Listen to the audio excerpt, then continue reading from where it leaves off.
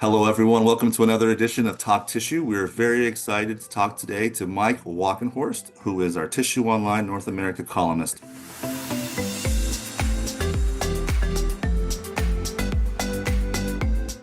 Mike, how are you today? Thank you for joining. Yeah, awesome. Yeah, it's really good being here with you, Brian. Yeah, thank you.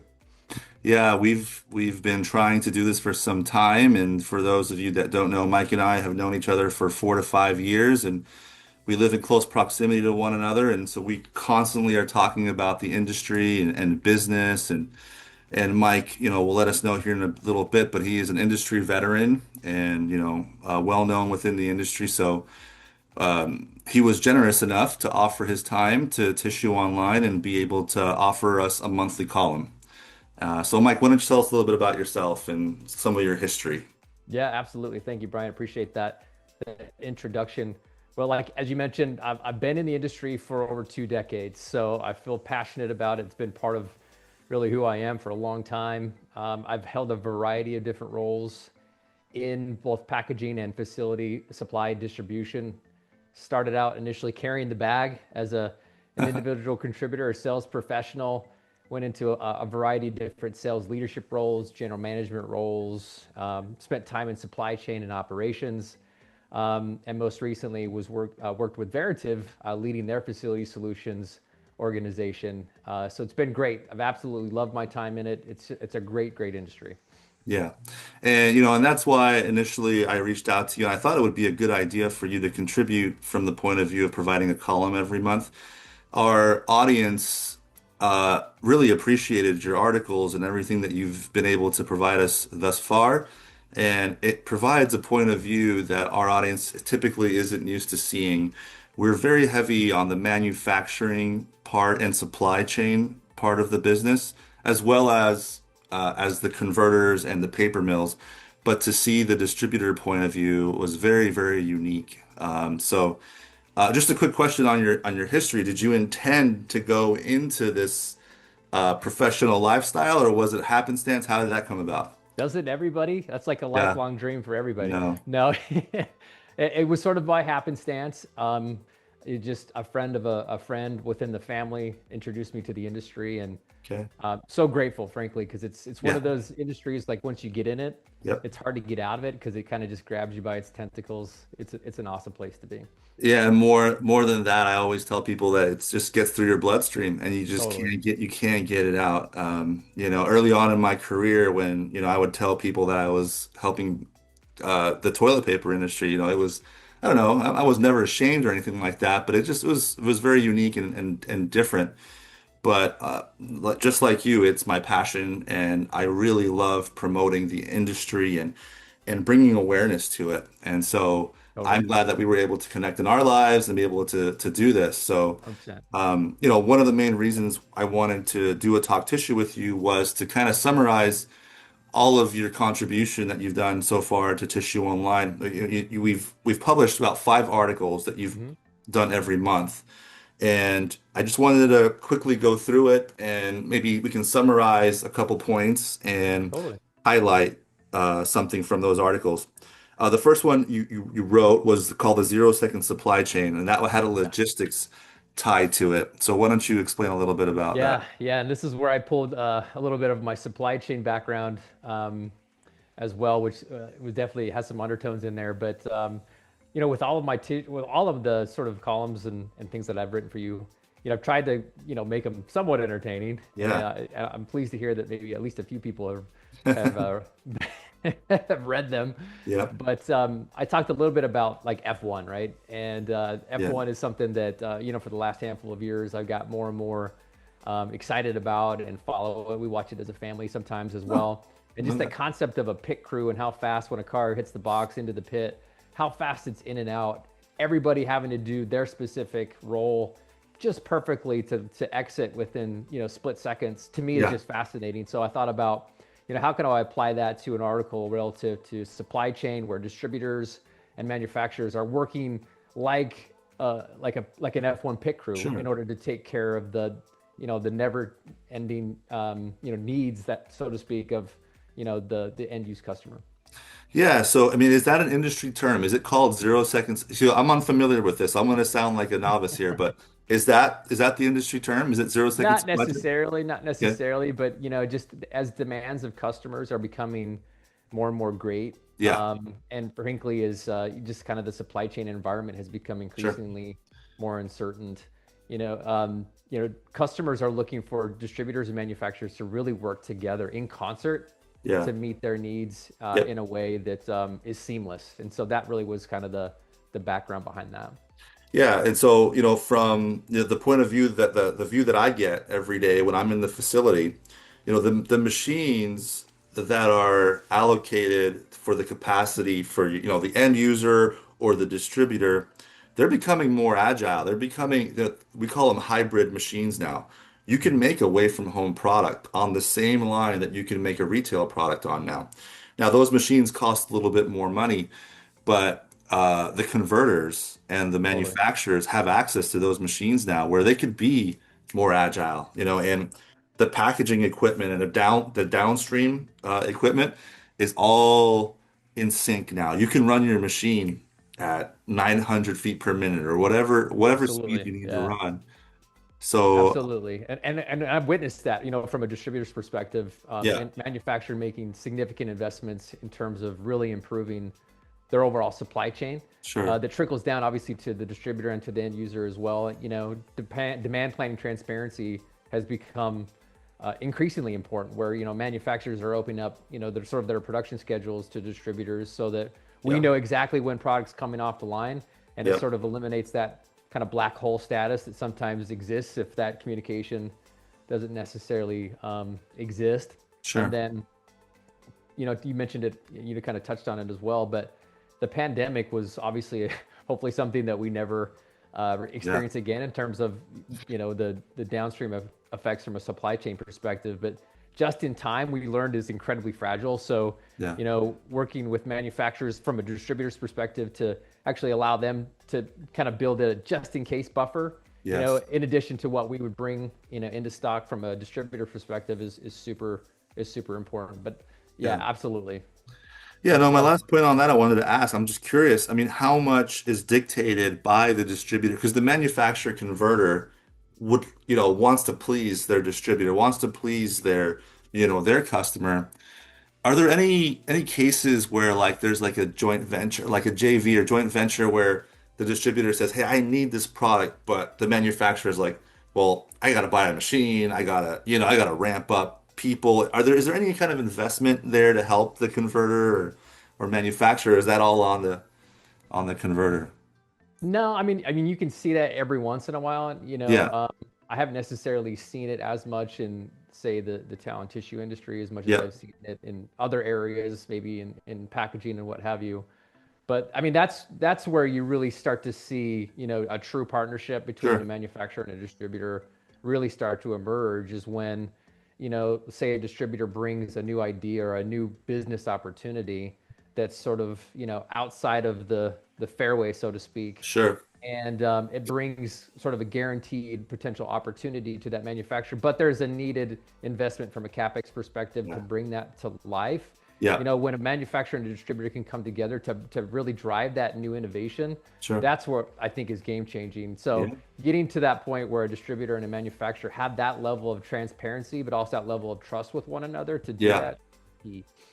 Yeah, no, I'm very conscious of the converters' pain points, and I always, I feel for them, and because I know how agile they need to be, and this is a topic that we've talked a lot about this year on various talk tissues I've had with different CEOs, is there's just not enough people out there that want to be in this space that have the tribal knowledge to be able to operate machinery in this capacity. So Yeah, yeah. that's been a very automation is, this has been touched on many times over the years, but it's crucial nowadays. It's not even about eliminating positions, it's a necessity to have effective automation in your factory. So Yeah, yeah, absolutely, absolutely, I 100% think couldn't we've agree more. touched enough on 0 second supply chain for now. Let's bounce to Dancing with the Gorilla was the name of your Mm. other article that I thought was really cool, catchy. You come up with some catchy phrases there, and then but that was Well, I think specifically everyone kind of about. under Sorry, go ahead.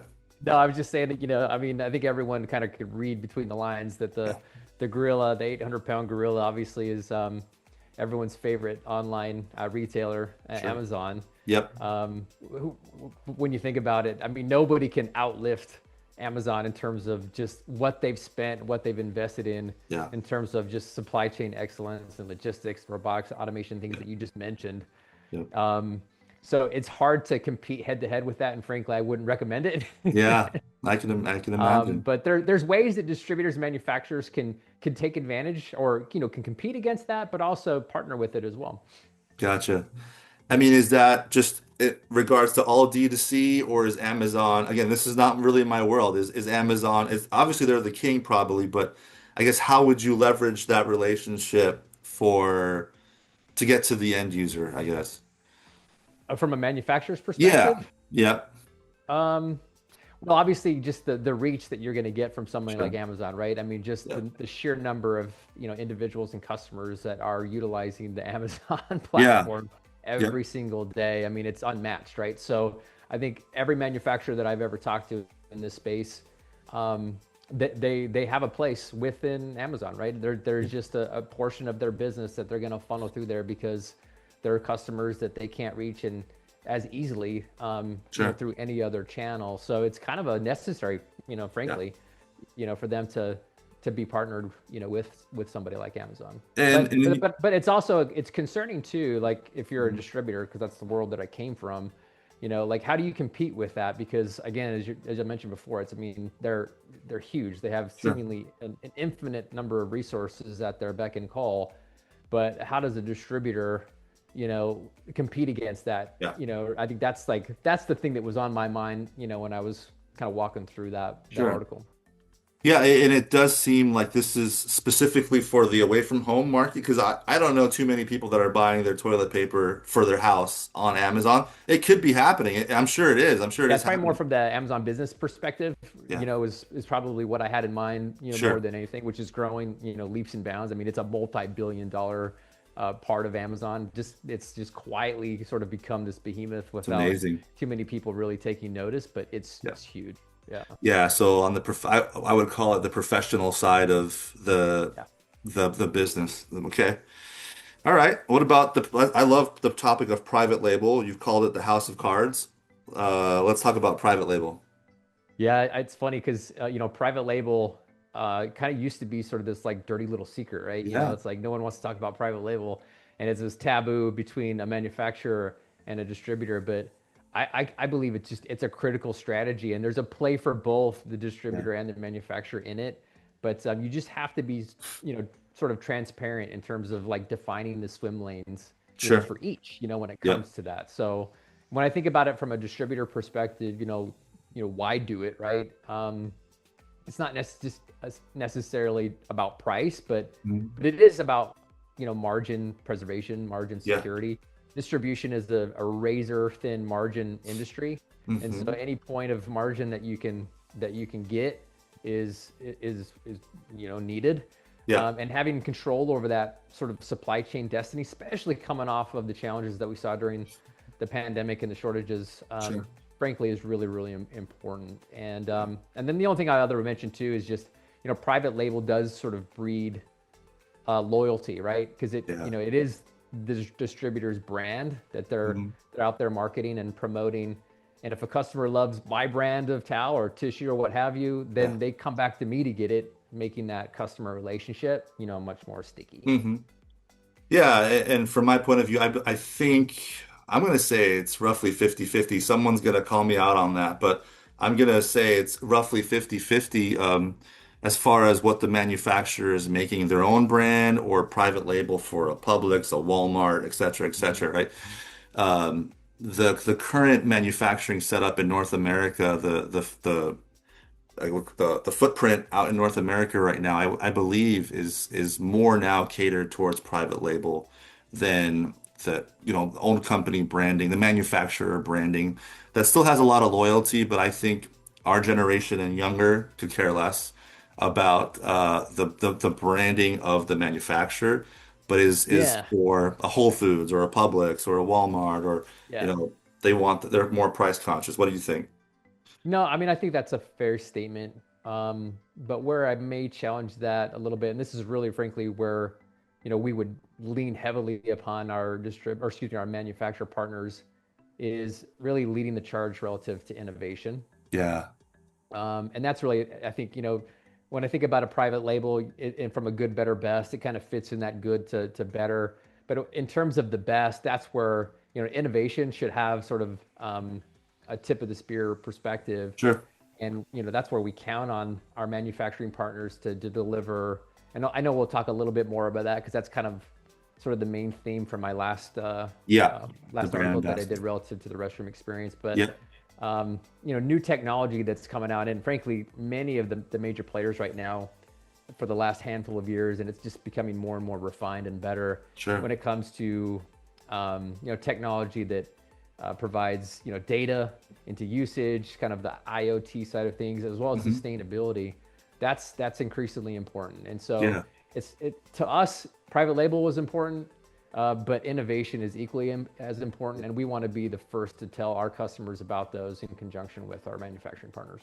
Yeah, no, I think that goes a long way. So you have a different perspective than I do. I'm seeing more of the bottom dollar everyday kind of guy just buying his toilet paper. But no, I see your point of view there. Thank you. Absolutely. So here's a topic I know very little about is the rebate Cold War.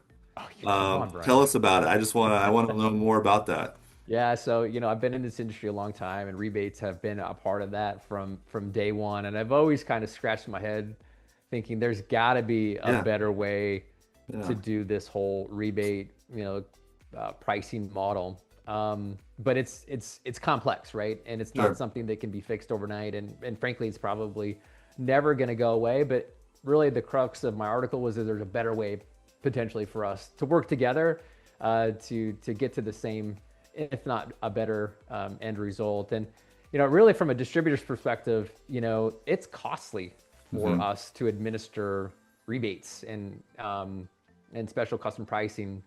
We spend way too much time Yeah, sort of filling out rebate spreadsheets and going back after the fact to file for those and things like that.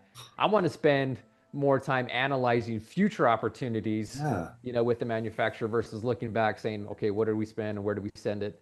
That to me, it's not the best use of Yeah. time. But anyways, go ahead. No, no, I love that. I think that's fast. Anywhere we could become more efficient in any kind of space is fascinating. I think needs to be studied. I mean, does the manufacturer do that in a way to hopefully you guys aren't? Yeah, I don't know. Is it like a trick? Is it? You tell me. No, I mean, there's definitely, some are better than others. And, Okay. we've worked with some over time to really make that as, I guess, as touchless as possible, Sure. using EDI and other sort of electronic, interchange that Yep. automates, at least some of the process. But I would say and argue that for the manufacturer, it's time consuming and expensive for them Yeah. as well. But I get why they do it, right? I mean, Yeah. they want to know where the product and the end user sits, right? I mean, that's how they sort of innovate. Without it, they're kind of innovating in the dark. They need to know who's using the product and why, and that data becomes worth its weight in gold. So, Sure. you know, Yeah. my my sort of idea that was maybe new is like, hey, let's find a way to get to that same information, but maybe do it in a different way. So, Yeah.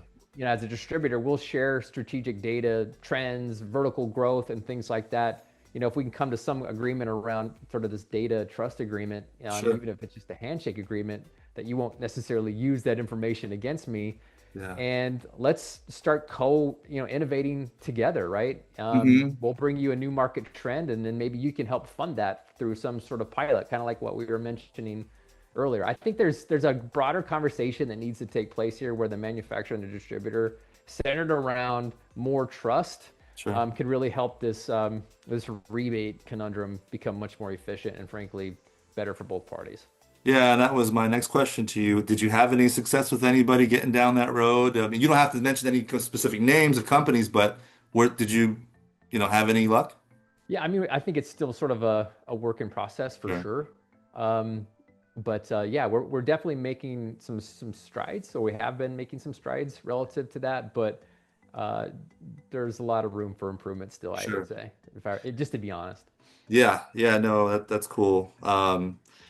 Last but not least, the brand ambassador in the stall. This is a fascinating Yeah. topic. We all use a bathroom everywhere we go, and we have various experiences. So, maybe 2 or 3 years ago, I started posting pictures.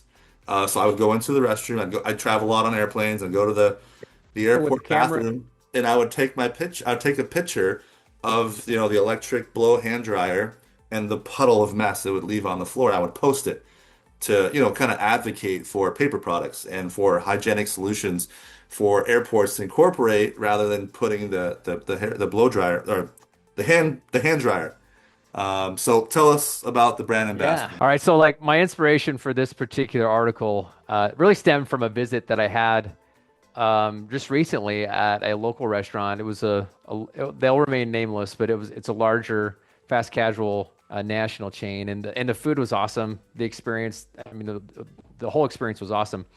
But right before I left, I took a trip to the restroom real quick, and it was bad. It was bad, Brian. I mean, the smells. I don't even want to try to explain what it smelled like. Yeah. And it took an otherwise really enjoyable experience and left me with sort of this feeling of like, I don't really want to come back here. You know what Yeah. I'm saying? Yep.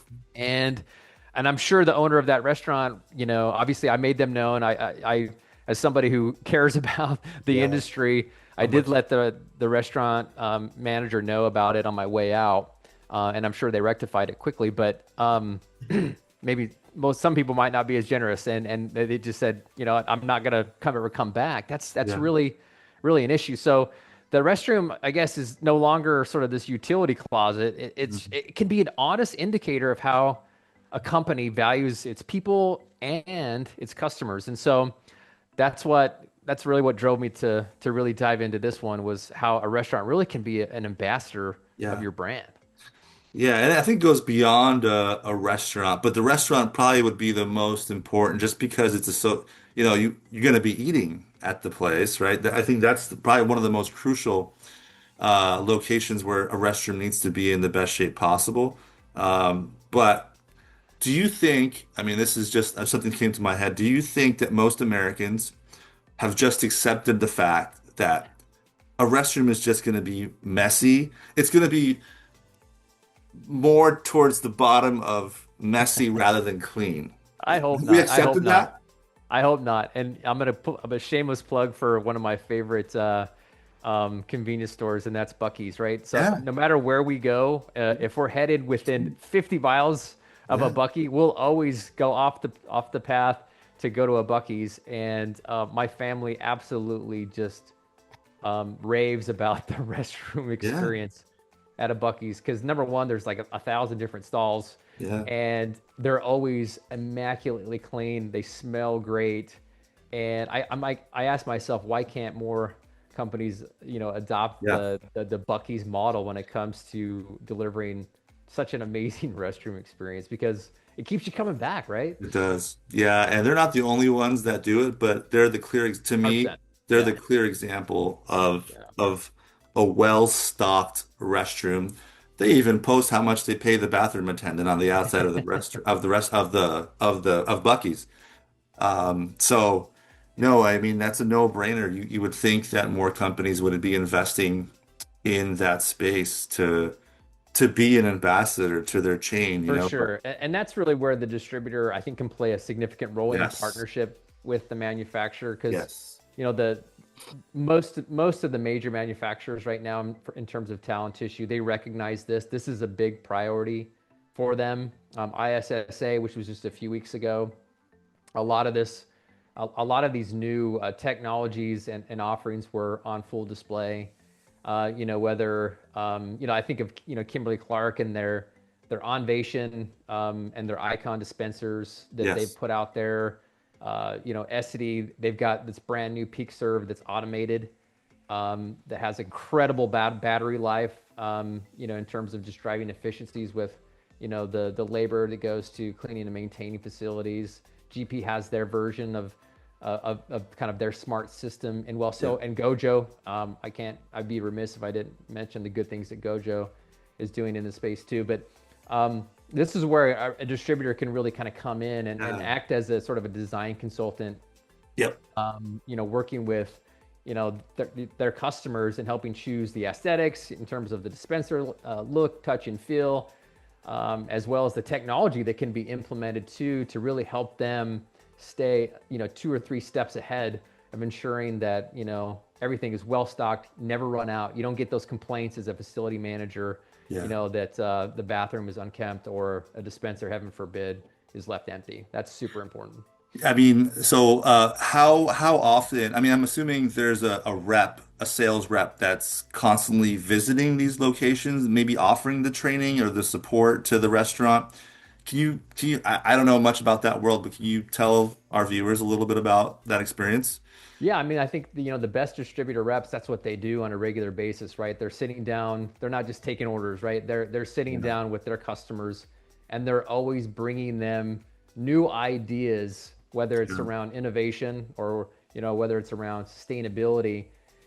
They need to be sort of that conduit and source for their customers when it comes to that. And whether the company or the customer buys off on it, or moves forward with that at that particular time or not, the customer needs to see the distributor really being the source for that and always having the customer's best interest in mind at all Sure. times. Yeah. And that's where you really start to move yourself from being just a salesperson to truly a consultant, Yeah. or and in many cases even an employee of that customer, Yeah. because you're always thinking about their best interests. Yeah. Yeah. Almost becomes like a family member in a way Exactly. to Yeah. taking care of their own restroom at their house. So. Totally. Hey Mike, this has been fascinating. Yeah, I've this has really been great. appreciated, if I could say again, like your contributions to Tissue Online. Um, Unfortunately, this is Mike's, last foray into t the Tissue Online, and he provided his last column last month. And I'll leave it to you to, kind of say what you're going to be doing next, or whatever you want to divulge. Or Yeah. No, first of all, again, thank you for the opportunity to be a part of the Tissue Online North America team here, just usually the last 6 months or so. I've truly enjoyed being a part of it and sharing my ideas and my thoughts with the readership. But yeah, as Brian mentioned, I will be moving on to a new role. I can't necessarily divulge that at this point because it's still a bit confidential. But great company, and I couldn't be more excited about my future relative to that. But yeah, it's been awesome working with you, Brian. And who knows, our paths may yeah, cross again soon, and yep. maybe I'll be a revisited guest at some point. Yeah, no, hopefully we can see you at a future event that we'll be hosting an event in Green Bay. I'll tell everyone a little bit about that. Yeah. So Uh, speaking of that, what's the latest with the Tissue Online Summit here in North America? I know you guys have been feverishly planning and putting that together. It should be a great event. yeah, no, we're officially under a year from the first, this is going to be our first attempt at this, and we're really Awesome. excited. We've had several events now in Latin America, in both Brazil and several countries in the Spanish-speaking world, Hmm. have been very successful. So we feel like the transition to North America, this is the right time. Tissue Online North America has now been live for over 5 years and has been accepted widely as a good resource for news and marketing your brand, your products, and to be able to have these types of conversations where we can bring new people into the spotlight and highlight different things that are going on. But the event, we're really excited. We've been promoting it for about less than 2 months. We have Hmm. 10 spots left for Wow. suppliers to sign up and sponsor a table. So we have 10 tables left, basically. Going fast. Um, yeah, it's moving fast. So for those suppliers that are watching and want to reserve a table, please reach out as soon as you can. Um, the one unique part about our event is that the attendees are going to be made up of decision makers at the manufacturers at the mills. Hmm. So it will be more of an invited guest to the event. So the suppliers that are going to be highlighting their products can ensure that the decision makers will be there making the rounds at their tables, Yeah. sitting down for their presentations. If you're an attendee, if you're at KC, if you're at P&G, if you're at GP, and you are an engineer, an R&D person, a buyer, please register on TissueSummitNorthAmerica.com. We'll get you credentialed. There is zero cost for you to attend this event. If you're at one of those locations, if you're in a converting facility, if you're a CEO of a company, please come. We will divulge more about the schedule of events, but it's going to be a 2-day event in Green Bay, Wisconsin, where it all started and where a lot of us are centered. Yep. Our main purpose, our goal is to reduce the overall cost associated with attending an event. We want this to be as value driven as possible. You're not going to see $100,000 booth at our event. It's going to be all about connection, connection, connection. And Tissue Online really is focused on this hemisphere. It's going to be North America, South America, and Brazil is always it's in South America, but they speak Portuguese. So we want to kind of highlight those three languages.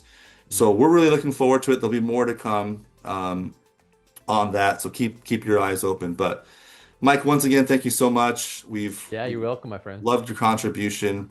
We hope we see you in Green Bay. We'll, if we can make that happen, let me know. Absolutely. Um, but Mike, thanks again. Talk to you later.